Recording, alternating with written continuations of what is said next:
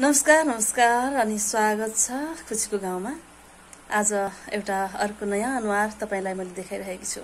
यो क्यामेराको लागि नयाँ अनुहार हुन सक्छ, तर नेपाली साहित्य, भाषा अनि पत्रकारिताका क्षेत्रमा अत्यन्तै पुरानो अनुहार हो यो। आज म उहाँसँग आइपुगिसकेकी छु, उहाँको घरमा म छु र उहाँसँग छोटा छोटा कुराकानी हुनेछन् र उहाँका विशेष कविता आज खुसीको गाउँमा प्रस्तुत हुनेछन्। म यतिखेर स्वागत गर्छु नकुल सरलाई। सर, स्वागत छ। धन्यवाद। सन्चै हुनुहुन्छ?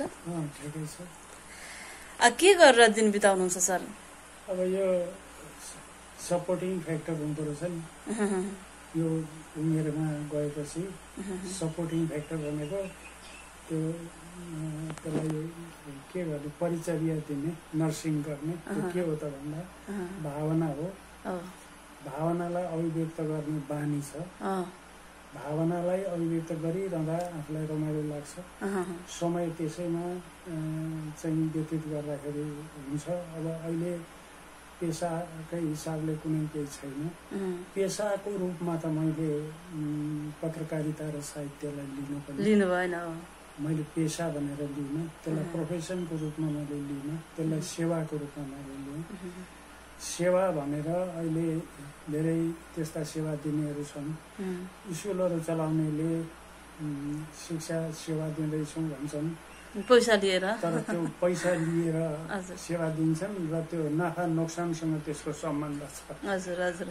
त्यो मेरो त्यस्तो कहिले भएन, साधारण अहिले पनि छु।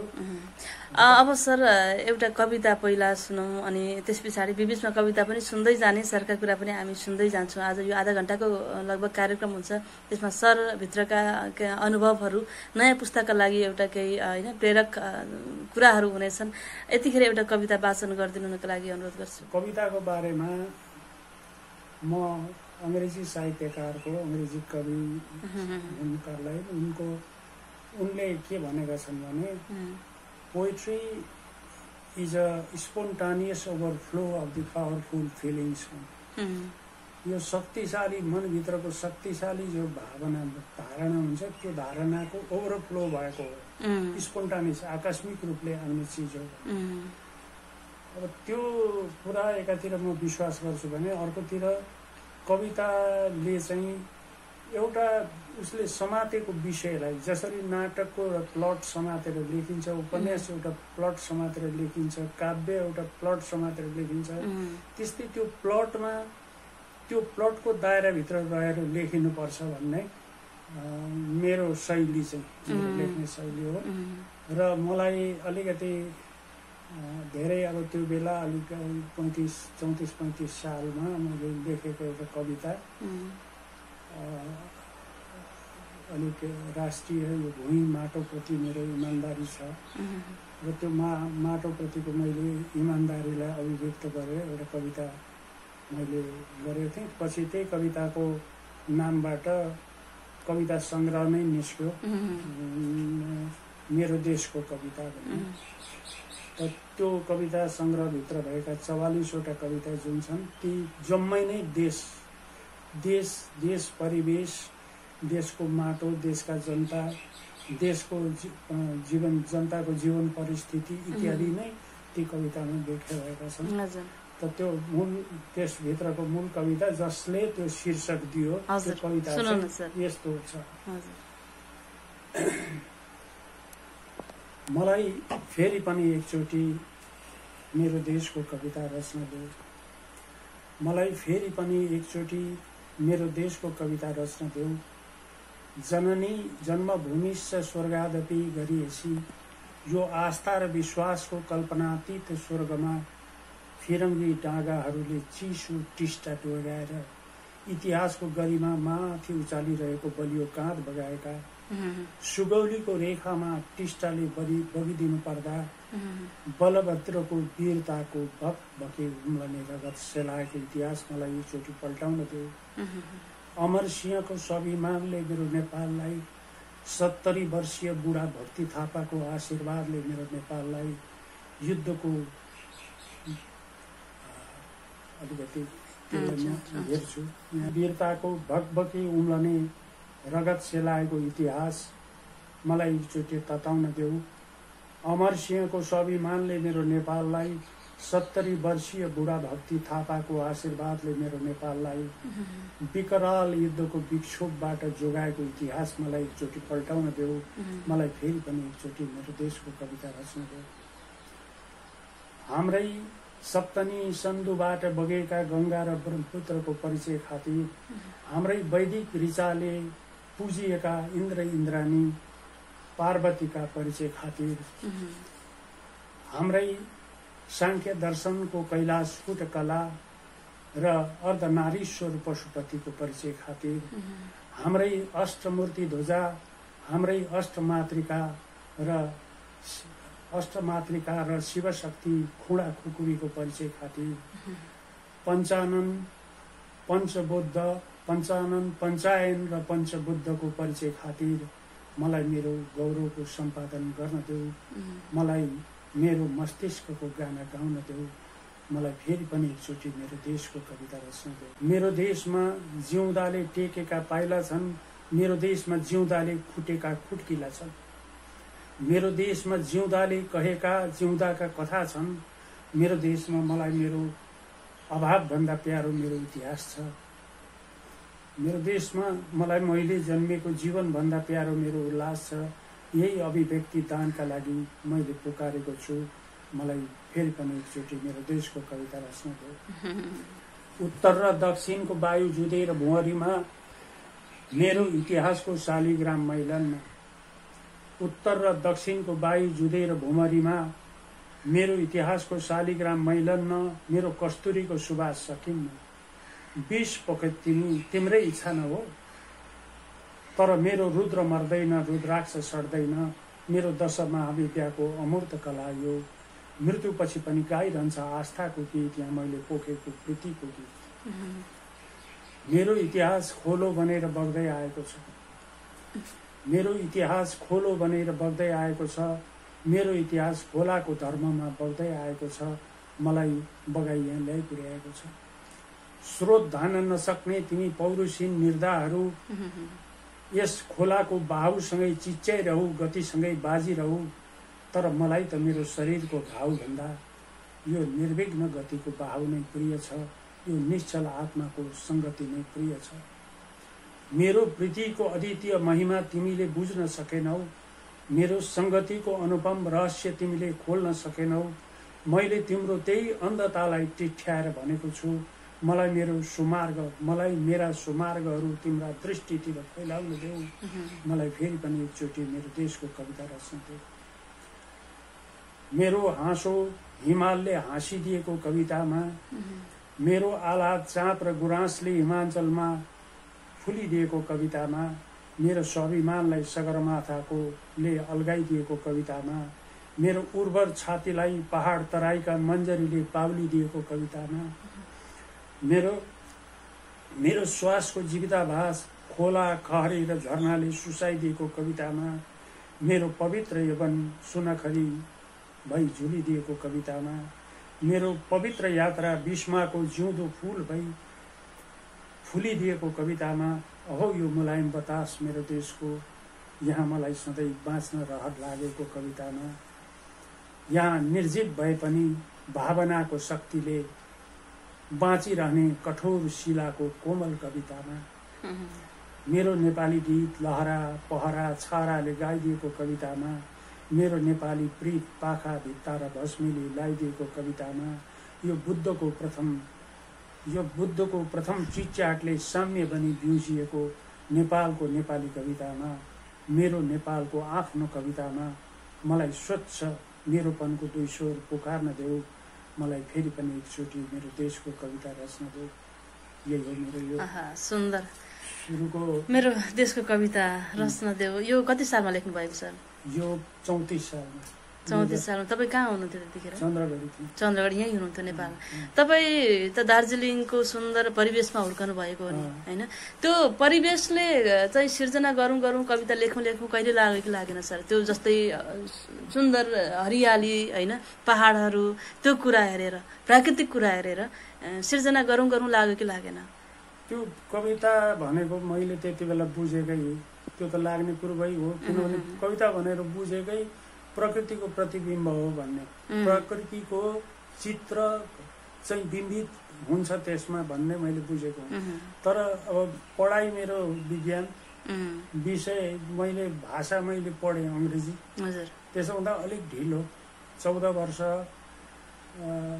वर्षको उमेरमा मैले मेरो पहिलो कविता लेख्नु भएको तपाईँले हैन। तर भाषाले फरक पार्दैन, भाषाले फरक पारेन। तर के भने त्यही नै, त्यो प्राकृतिक सौन्दर्य, डाँडा काँडा, हिमाल, खरे छहरा, झरना छहराहरू इत्यादिले यति प्रेरणा दिन्थ्यो कि यति त्यसलाई कसरी कविताको भाषामा कसरी शब्दहरू मिलाएर त्यसमा लेखौँ भन्ने जहिलेसुकै हुन्थ्यो। तर अब यो कुरालाई अलिकति प्रेरित चाहिँ मलाई अब एक समय उनलाई नेपालको अनौपचारिक राजदूत भनियो कवि अगमसिंह गिरी।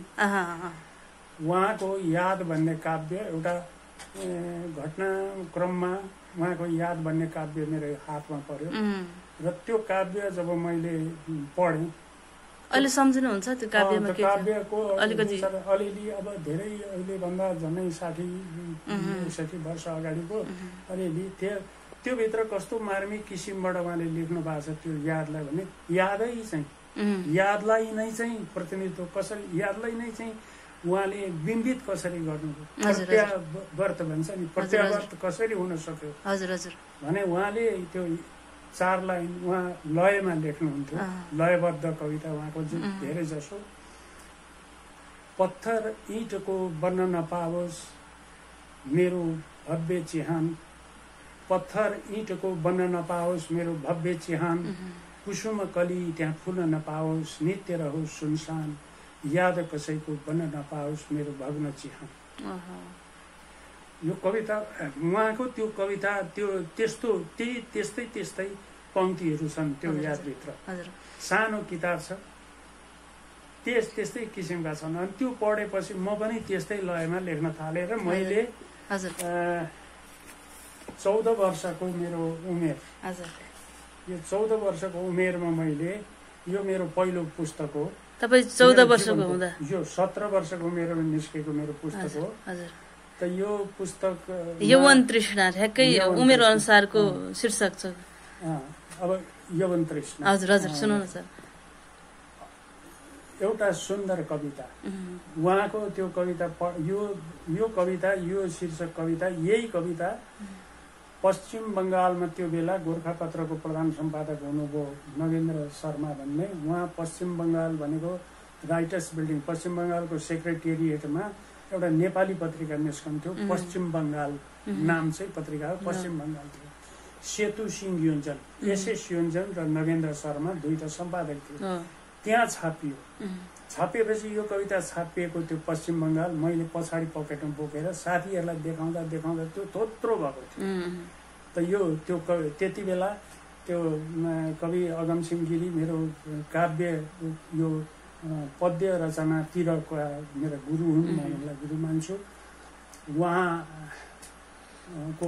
तपाईले उहाँसँग संगत गर्ने अवसर पाउनुभयो होइन? दार्जिलिङमा अब साहित्यमा रुचि राखेपछि त अरू को हुनुहुन्थ्यो त्यस बेला?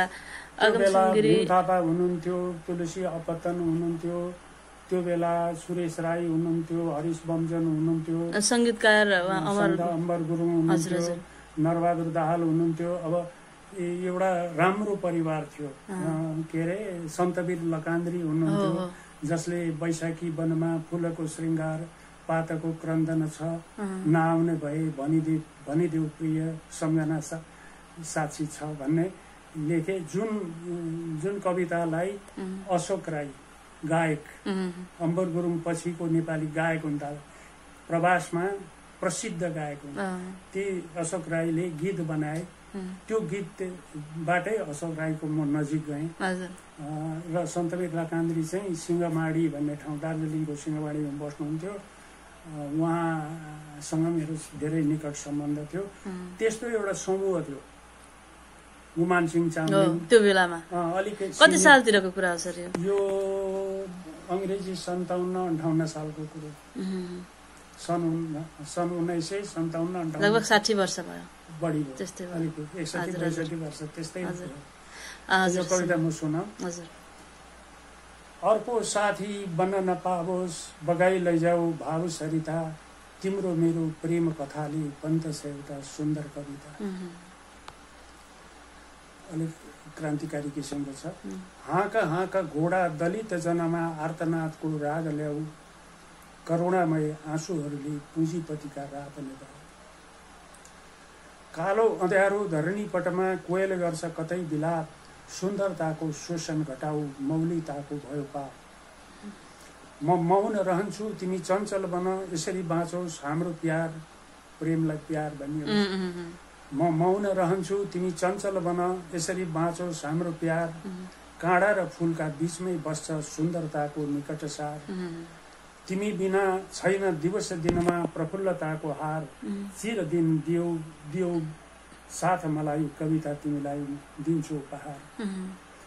पङ्ख बिनाको उडान मेरो धरतीदेखि दूर कतै पोल्दछ मलाई कोलाहल बीचमा यसैले भागे तिमीसितै। उडाई पुर्यायो कता हो कता पृथ्वी पुरै देख्ने ठाउँ आज पनि बिन्ती छ जाऊ उत्पीडनमा मलम लगाऊ। अलिकति छ अब अलि एक लाइन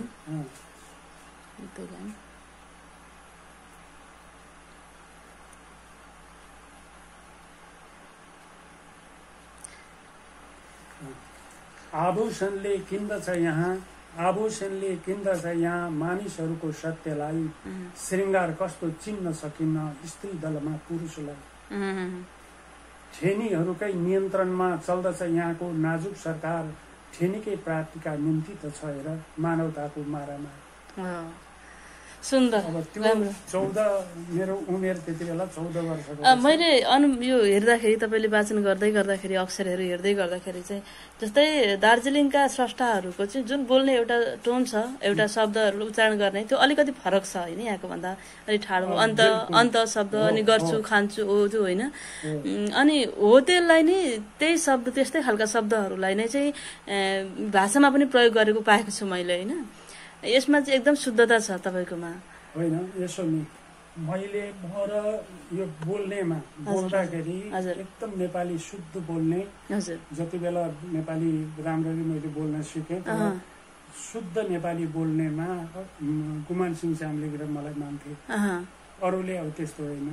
अरूले के भने खाने पनि सबै खायो भन्नु पर्यो भने डल्लै खायो होइन। अब आमाले राम्रो काम गर्नुभयो भने हाम्रो आमाले त हो हरामी काम गर्यो। हरामी काम राम्रो हुन्छ।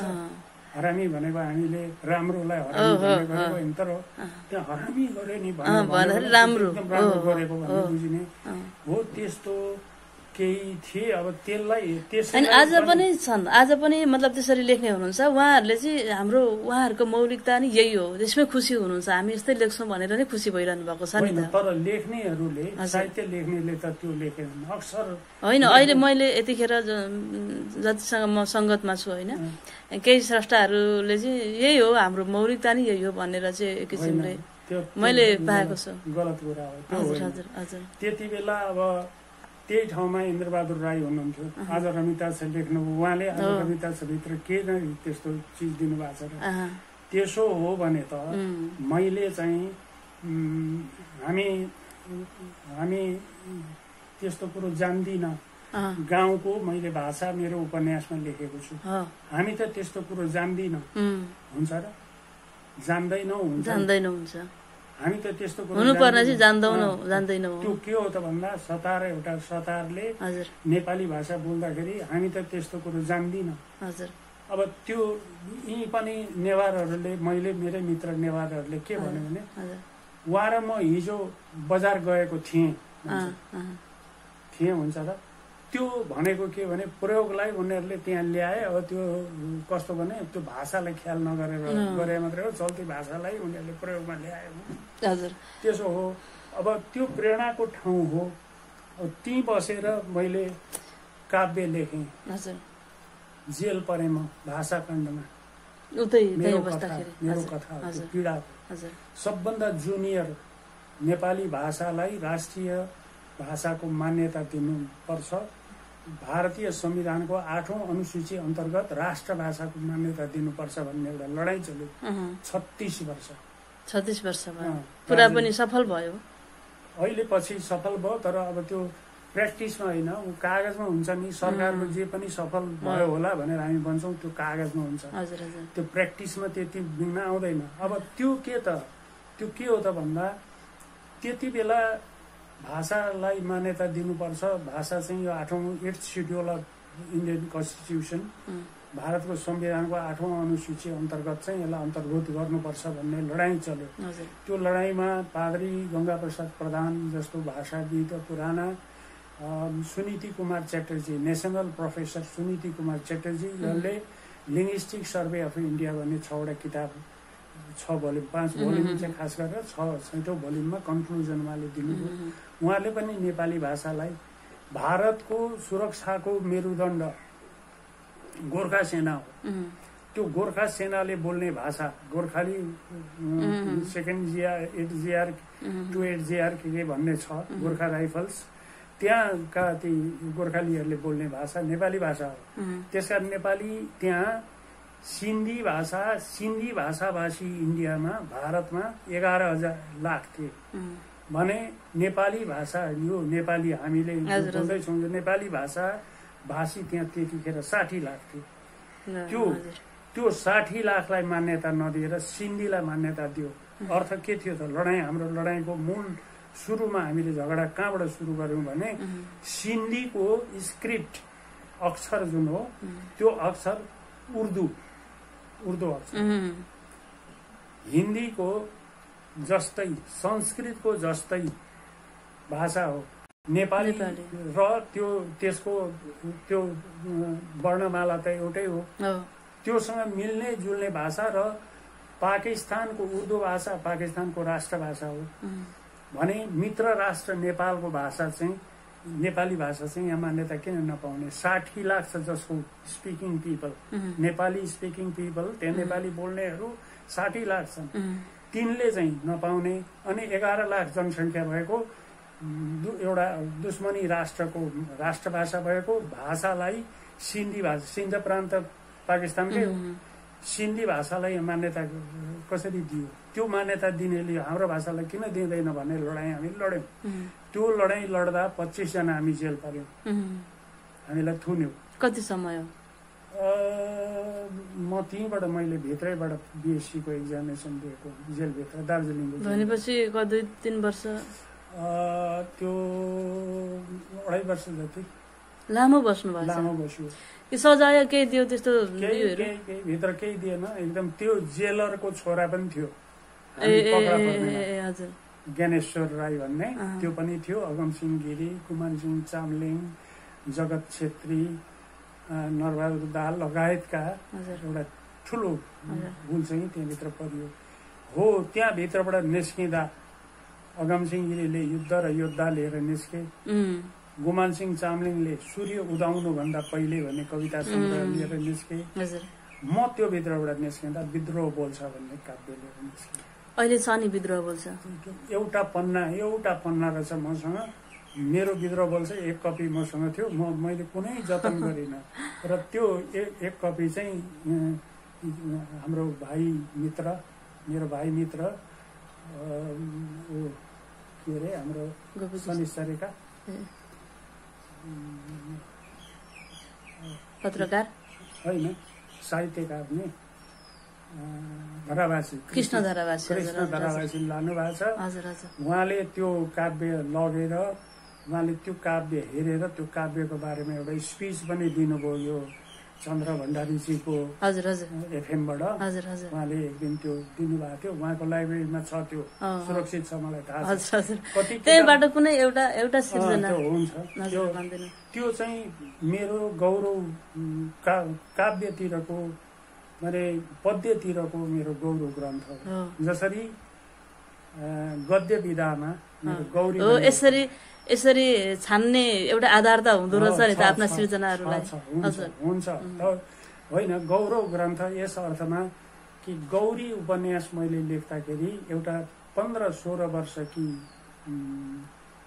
युवती, किशोरी को म एउटा त्यति बेला 29-30 वर्षको थिएँ। म एउटा युवकले त्यो किशोरी को म भनेर त्यो किशोरीले बोल्ने भाषा मैले सिँगै मबाट किशोरी भएर फर्स्ट पर्सनमा लेखिन्छ। त्यो व्यक्ति प्रथम पुरुषमा लेखिएको उपन्यास हो र त्यसले एउटा मान्छेको 16-17 वर्षदेखि किशोरी हो गएर चाहिँ 35-36 वर्षको उमेरसम्मको सिङ्गो जीवनलाई चित्रण गरेको छ। त्यस कारण त्यसलाई पढ्दा पनि आनन्द लाग्ने, त्यसै उ गर्दा पनि त्यसको त्यो कपी त्यसको पनि कपी छैन। गौरी भन्ने यही हो। अब यो सिद्धान्त त यो के हो त भन्दा गौरी यसको कभर पेज एकदम कलर थियो, यो राम्रो उठेन, यो चाहिँ भित्री पेज हो। अब सिद्धान्त चाहिँ के हो त भन्दा तपाईलाई म भन्छु कार्डिनल न्युम्यान अंग्रेजी साहित्य मैले निकै पढेँ, ठुलो घमण्डको कुरो होइन तर मैले धेरै पढेँ। त कार्डिनल न्युम्यान भन्ने एकजना पाश्चात्य साहित्यकार हुनुहुन्छ।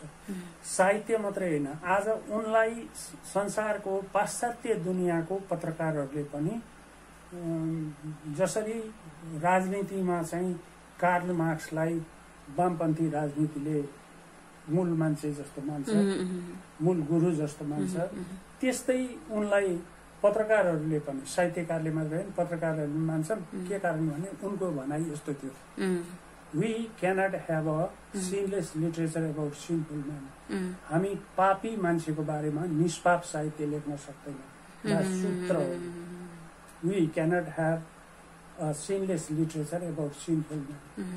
एउटा अशुद्ध मान्छेको बारेमा, एउटा अपराधीको बारेमा निरपराध साहित्य हामी लेख्न सक्दैनौँ, अपराधीको बारेमा हामी निरपराध समाचार पनि लेख्न सक्दैनौँ।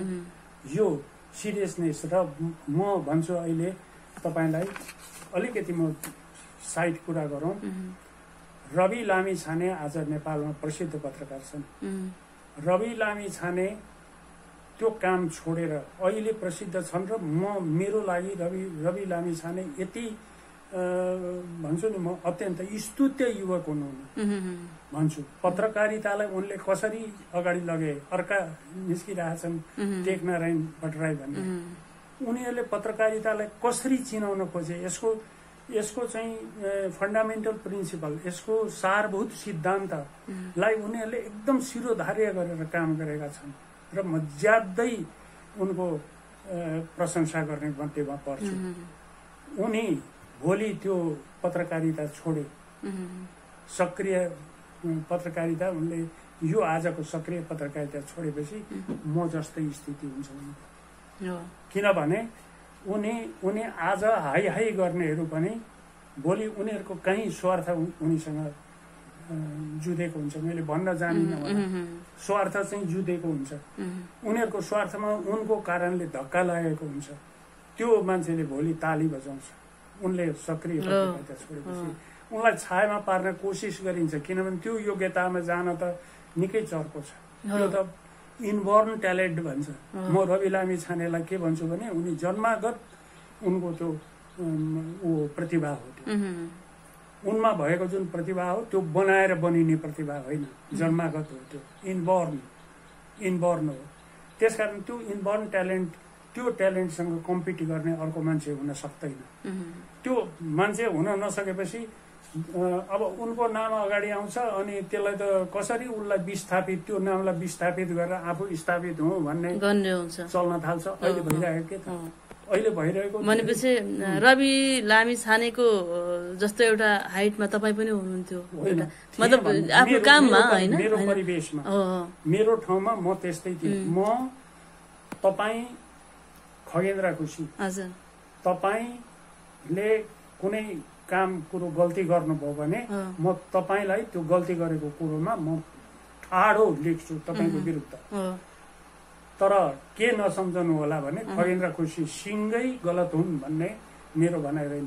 त्यो घटनामा तपाईले गर्नुभएको गल्ती हो। अहिले भन्छन्, अहिले प्रधानमन्त्रीको या अहिलेको सरकारको यसले विरोध गर्छ भन्छन्। मैले सरकारको विरोध गरेको छैन, सरकारले गरेको गल्ती मैले औँल्याइराखेको छु। रवि लामिछाने के गर्दै हुन्छ, के गर्दै हुन्छ, त्यही भत्केको ठाउँमा, त्यही घाउ परेको ठाउँमा उनी पुग्दैछन्। त्यो त इन्डाइरेक्टली हेर्नुहुन्छ अप्रत्यक्ष रूपले त्यसलाई हेर्नुहुन्छ भने त्यो त सहयोग हो सरकारलाई। दार्शनिक कुरो बोल्यो दाइले नभन्नु होला, हजुर हजुर। शिष्य गुरु भन्दा अगाडि जितेर गयो।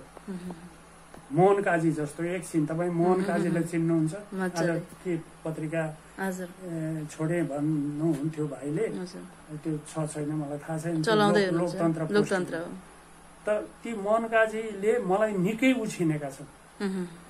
उनले उछिने भनेर म हारेँ भन्दिनँ, मैले जितेको हो त्यो। आफ्ना शिष्यहरू उनले जिते भने, उनले जिते मलाई जितेर गए भने त्यो जित त मेरो जित हो नि।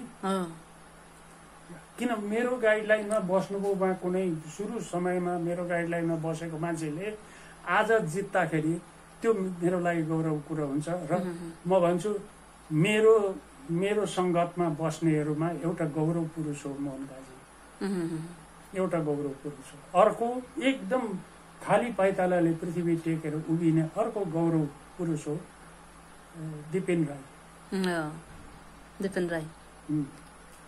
खाली सक्रिय एकदम अहिले पत्रकारिता क्षेत्रमा खाली पाइतालाले पृथ्वी टेकेर उभिएको योग्यता के अरे एकाडेमिक कुनै त्यस्तो योग्यता उनीसँग थिएन। उनीसँग कुनै कहीँ जाने दौड्ने या सम्पर्क गर्ने त्यस्तो क्षमता थिएन। त्यो बेलादेखि उनले दुःखले त्यो खाली पाइतालाले भुइँ टेक्नु, कति बिजायो होला त्यो भुइँ, कति पाइताला बिजायो होला, उनले वास्ता नगरिकन आएको हुनाले आज उनी स्थापित दिपिन राई भनेपछि यहाँ फलान ठाउँ काम गर्थ्यो पहिला भन्ने गयो, माइनस हुन्छ। र एउटा त्यो कुरा म तपाईँलाई भन्छु। र एउटा कस्तो भने अब पत्रकारिता गर्दै जाँदाखेरि एउटा कडी कडाई पनि तपाईँले गर्नुभयो होला, उहाँहरू एउटा होइन व्यवसायका हिसाबमा होइन कामका लागि तपाईँले कडी कडाई पनि गर्नुभयो। र सँगसँगै तिनै कडी कडाई गरेको उहाँहरूको गर्दाखेरिको उहाँहरूको अवस्था चाहिँ हेरेर एउटा भावनामा बगेर सिर्जना कविता पनि तपाईँले रच्नुभयो होला त्यस्तो लाग्यो मलाई तपाईँको कुरा सुन्दाखेरि। होइन होइन यो एउटा प्रशंसा गरिएको पनि हो। सुन्नुहोस्, सुनाउँथेँ म यो यस्तो कविता लेखेर सुनाउँथेँ। हजुर सुनाउनु।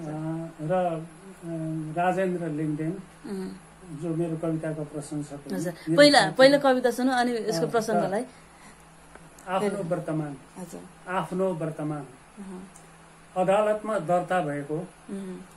दर्ता भइसकेको लामो फेरात पत्रमा एउटा शब्द छुटेर हारेको मुद्दा जस्तै, रक्सी गाँजा चरेस र भित्ती खाई हिँड्ने निकम्मा पंक्सहरूको हुद्दा जस्तै मेरो जीवनका यी दिनहरू, पासबुकमा दाम सिद्धिएर भुक्तानी काउन्टरबाट फर्केको चेक जस्तै, एक्लो शून्यताले विरक्तिएको अभेग जस्तै मेरो जीवनका यी दिनहरू, गेट किपरले च्यातेर थमाएको सिनेमाको अर्धकटी टिकट जस्तै, दाह संस्कार पछि उदास मलामीहरू चिया नास्तामा लागेको खिन्न विकट जस्तै मेरो जीवनका यी दिनहरू, बस कुर्दा कुर्दा बल्ल एउटा आयो, भेट्न कुद्दा कुद्दै हार खुवायो र क्लान्त उद्विग्न भएको मुहार जस्तै, बलात्कारले च्यातिएकी सुकुमारीबाट बलात्कारीसँगै गरिएको गुहार पुकार जस्तै मेरो जीवनका यी दिनहरू भड्किरहेछन्, खड्किरहेछन्, पेल्लिरहेछन्, कहिले कल्पनाको कहिले यथार्थको पाषाण छातीमाथि प्रियजनले चोला फेरेको घर प्राङ्गणमा प्रकीर्ण उदास रुग्न अँध्यारोभित्र काली रहेको त्योहार जस्तो। अत्यन्तै सुन्दर। हजुर। अच्छा, यो यसलाई अनि धेरै मसँग अलिकति यो राजनीतिक कुरा बढी गरेर मलाई तर्साउने यताउता कुरा गर्दै मसँग भन्ने, अनि मलाई चाहिँ यो राजनीति अहिलेको यो परिवर्तित राजनीति यसलाई थाहा छैन भनेर त्यो राजनीतिले टाउको टेक्ने, राजनीतिक हैसियतले टाउको टेक्नेहरूलाई एउटा कविता लेखेँ मैले। हजुर सुनाउनु छ। लेख्न त 2-3वटा लेखेँ, तर त्यो चाहिँ कविता अलिकति त्यो वर्गले बुझ्ने किसिमबाट लेखेँ। त्यो वर्ग जो म व्यङ्गमा गौँथलीको बाबु भन्ने पात्र राख्छु, त्यो के गर्छ भने टेलिफोन गर्छ, टेलिफोन गर्छ रेन्डम, अनि टेलिफोन उहाँ जुन नम्बरमा गरेको त्यो नम्बर उठाउन साथ अनि के छ हालखबर भनेर त्यहाँ सोध्छ र एउटा मान्छे पठाइदिनु पर्यो, यहाँ फलाना बिरामी छन् भनेर खबर गर्छ। म त होइन यस्तो उस्तो भनेपछि अनि त्यो राख्यो, अर्कातिर गर्छ एउटा पिसिओमा पुग्छ, अर्कातिर त्यस्तो बेकुफी गरेर जीवनलाई धानेर हिँडिरहेको हुन्छ। तर भन्छ आफूलाई म राजनीति गरिरहेको छु। मैले पाएको लोकतन्त्र मजा पनि कस्तो, तिमी आई मेरा ऐदा आँखामा निभाए जस्तो। मैले पाएको लोकतन्त्रमा मजा पनि कस्तो, तिमी आई मेरा अनिदा आँखामा निभाए जस्तो। मलाई अधिकार चाहिन्थ्यो, मलाई स्वतन्त्रता चाहिन्थ्यो, मलाई अमन चैन चाहिन्थ्यो, तर म मूर्ख कर्तव्यको भुक्त भोगाइमै मस्त। तर म बेवकुफ अकर्मण्यताको आरोपसँग सधैँ त्रस्त। र मैले पाएको लोकतन्त्र मिठो पनि कस्तो, भोको मैले तिम्रो मिठासे मुखबाट खाना खाए जस्तो। म भोको छु, मिठासे मुखले खाना खाए कति स्वाद हुन्छ। मलाई अंकुश चाहिन्थ्यो, मलाई अवसर चाहिन्थ्यो, मलाई मान सम्मान चाहिन्थ्यो, तर म बुढबक न्यायकै प्रतीक्षामा मस्त। अन्याय विरोधी समाज र लोक परस्त, तिम्रा काखे नातागोताका ओठबाट मह खस्तो।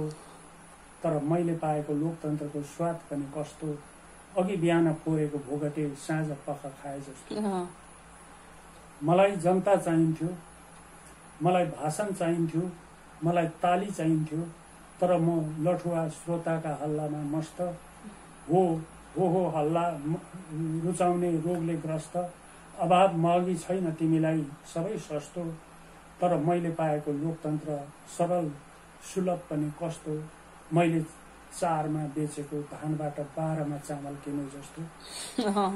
मलाई थोत्रा टायर चाहिन्थ्यो, मलाई इँटा ढुङ्गा चाहिन्थ्यो, मलाई पत्रु जुत्ता चाहिन्थ्यो, तर म लम्फु कलम कागजमै मस्त। अक्षर र शब्द भए पुग्ने प्रशस्त, तिमी र तिम्रालाई धुरीबाट जे पनि खस्तो। र मैले पाएको लोकतन्त्रमा चोटिलो आनन्द पनि कस्तो, मलाई धोका दिनेका गाला तिमीले चड्काए जस्तो। सुन्दर मिठो है, अझै धेरै सुनिरहँ जस्तो त लागेको हो, तर समय लगभग आधी घण्टा भन्दा पनि बेसी 40 मिनट भएको छ होइन।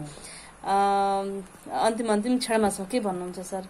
होइन, अब कस्तो छ भने मैले अघि भने रियालिटी भन्दा बाहिर साहित्यमा कोही तपाईहरू कोही पनि रियालिटी भन्दा बाहिरमा नगइदिनु बेस हुन्छ।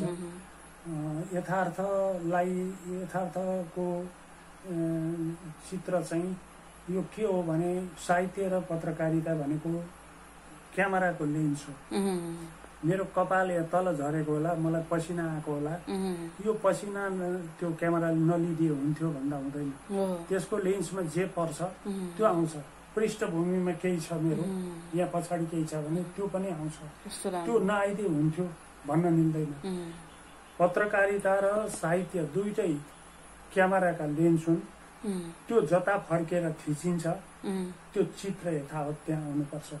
र अहिलेसम्म मैले जति किताबहरू लेखेँ, सुरुमा एउटा अब कलिलै उमेरमा मैले त्यो ठुलो किताब लेखेँ जसको यहाँ अहिले पनि बुढा पुराना साहित्यकारहरू सबैले यसलाई पढेका हुन्।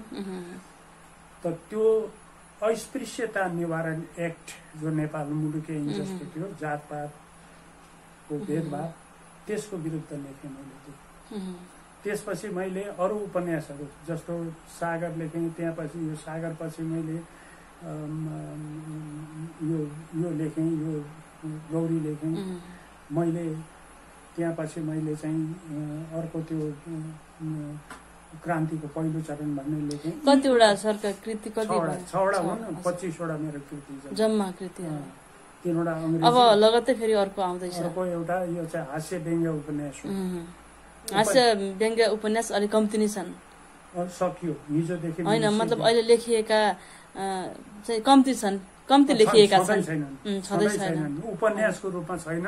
फुटकर चाहिँ अब रामकुमार पाण्डेहरू उहाँहरूको थुप्रै छ, फुटकरमा चाहिँ थुप्रै छ। अब यहीँ पनि लेखकहरू छन् नि, व्यङ्ग्य लेखकहरू, उहाँहरूको पनि थुप्रै छ। त्यो हो। त त्यो पछि यो घरहरू भत्किरहेछन् भन्ने, देशलाई रेमिटेन्सको लोभमा देशमा रेमिटेन्स आउँछ, 8 अरब जति रुपियाँ आउँछ भन्ने न्युले हामी दास निकासी गर्ने मुलुकको रूपमा, वीर जातिको मुलुक चाहिँ दास निकासी गर्ने राष्ट्रको रूपमा परिचित भयो। त्यो कुरालाई मैले त्यसमा लेखेँ। र मैले भन्ने चाहिँ के भने के लेखेँ, अब यति थुप्रो कि अब 25वटा किताब लेखेँ, कतिमा के भने त्यो कुरा यो लामो भन्दा मेरो भनाइ के भने यथार्थलाई टपक्क टिपेर ठ्याक्क ल्याएर त्यसलाई स्थापित गरिनुपर्छ। समाचार पनि 7वटा क भन्छन्, कहाँ, कसले, कसरी, किन भन्ने, कबाट उठ्ने शब्दबाट प्रश्न, त्यो W7W पत्रकारिताको सिद्धान्त। त एउटा बाटोमा एउटा कुनै एक्सिडेन्ट भयो भने त्यो को एक्सिडेन्टमा पर्यो, त्यो एक्सिडेन्ट हुनेलाई के भयो, को के, कसले एक्सिडेन्ट गरायो, कसरी भयो इत्यादि कुरालाई ल्याएपछि त्यसको अङ्ग पुग्छ। त यो अङ्ग पुर्याएर साहित्य लेख्ने काम, साहित्य पनि लेखिनुपर्छ। अङ्ग पुर्याएरै कविता भनेको मनोरञ्जन होइन भने शङ्कर लामिछानेहरूले। म त त्यसको खिलाफमा छु। साहित्य भनेको मनोरञ्जन होइन, साहित्य भनेको तपस्या हो। म अलिकति भाषा तल झारेर बोल्ने हो भने साहित्य वेश्या होइन, तपस्या हो। त्यसलाई तपस्या मान्नुपर्छ, त्यो तपस्या हो। र त्यो तपस्यालाई भर्सक के हुनुपर्छ भने ठ्याक्कै यथार्थ जे घटना भयो त्यो घटनालाई ठ्याक्क ल्यायो भने सक्यो। त्योसँग डराउनु भएन। त्यो घटना ल्याउँदा मलाई के पर्छ भने डराउनु भएन। डराउनु किन पर्यो भने साहित्य लेख्नको लागि पनि एउटा आँट चाहिन्छ। को डराउँछ? जसलाई स्वार्थ छ, जसलाई केही त्यसबाट आर्जन गर्नु छ त्यो डराउँछ। आर्जन गर्नु छैन, कोहीसँग कुनै लिनु दिनु व्यवहार छैन भने नकुलकाजी हुन्छ। अब धेरै छन् तपाईसँग होइन, विभिन्न धारमा विभिन्न पक्षमा बसेर कुराकानी गर्न सकिन्छ। र फेरि पनि यसरी नै म कुराकानीका लागि तपाईँसँग पक्कै पनि आउनेछु। विभिन्न अरू पक्षसँग सम्बन्धित भएर कुराकानी गर्नेछु। आज यसै कविता भनेर सुरु गर्यो, विविध कुराकानी भयो आज पनि। र आगामी दिनमा फेरि पनि तपाईँसँग कुनै एउटा विषयमा चाहिँ केन्द्रित भएर कुराकानी गर्नको लागि म आउनेछु। आजको लागि भने समय सकिएको छ। म यो समय हो अत्यन्तै अमूल्य समय, तपाईँको आफ्नै निवासमा आएर यति चाहिँ समय दिनुभएको छ मलाई, कुराकानीका लागि समय दिनुभएको छ। तपाईँको आफ्नो निवासमा आएर मैले कुराकानी गर्न पाएकी छु। यो समयको लागि म हार्दिक आभार व्यक्त गर्छु सर। यो के हो भने यो जिउँदो कलाकार, यो जिउँदो प्रतिभाको मूल्याङ्कन गर्ने जुन सोच बनाउनु भयो त्यो सर्वाधिक स्वागत योग्य कुरा हो। किनभने कलाकार या कुनै पनि प्रतिभा मरिसकेपछि त्यसको समाधिमा फूल चढाउने मात्रै परम्परा छ। जिउँदै हुँदा त्यसका विचारहरू, त्यसका कुराहरू, त्यसको अवस्थाबारे जानकारी लिने चलन छैन। थप एउटा सानो कुरा चाहिँ मैले भन्न इच्छा गरेँ। त्यो के हो भने विश्वलाई, यो सुन्दर संसारलाई भौगोलिक र राजनीतिक रेखाहरूले टुक्रा टुक्रा पारेको छ, महादेश, देश, प्रदेश, प्रान्तको रूपमा। त त्यो त्यसका ती भौगोलिक र राजनीतिक रेखाहरूले टुक्रा टुक्रा पारेको पृथ्वीलाई एउटै पृथ्वी देख्ने हैसियत हो पत्रकारिता, अक्षर खेतीको हैसियत। त्यसले पृथ्वीलाई सिङ्गो देख्नुपर्छ। त्यसले त्यो भनेको चाहिँ के भन्न खोजेको भने टुक्रा गरेको राजनीति र भूगोलले टुक्रा गरेको कुरोलाई हामीले त्यसलाई समेट्न सक्नुपर्छ, समग्रतामा त्यसलाई ल्याउन सक्नुपर्छ। साहित्य र पत्रकारिता, मैले अहिलेसम्मको मेरो अनुभवले साहित्य र पत्रकारितालाई म त्यसरी मूल्याङ्कन गर्छु। र त्यस्तो एउटा व्यक्ति जो यो साँच्चै भनौँ भने नगरभित्रको एउटा देहातमा बस्ने मान्छेलाई जुन किसिमको रिकग्निसन कुनै समय मैले राजालाई भनेको थिएँ हामीलाई पैसा होइन रिकग्निसन चाहियो, मूल्याङ्कन यो चाहिँ योसँग चाहिँ केही कुरो सोध्नुपर्छ भनेर तपाईँले मूल्याङ्कन गर्नु भनेको त्यही हो रिकग्निसन भनेको। त्यसका निमित्त तपाईँलाई धेरै धन्यवाद। धन्यवाद छ आदरणीय दर्शक महानुभाव। तपाईँले आज खुसीको गाउँमा आदरणीय व्यक्तित्व नकुल काजीसँगको यो कुराकानी र उहाँका सुन्दर कविताहरू पनि हेर्नुभयो। तपाईँलाई कस्तो लागेको छ यो कुराकानी? प्रतिक्रिया पाउनेछु र सब्सक्राइब अनि सेयर गर्न भुल्नुहुने छैन। यही आशाका साथ म आजको यो कुराकानीबाट बिदा हुन्छु। नमस्कार।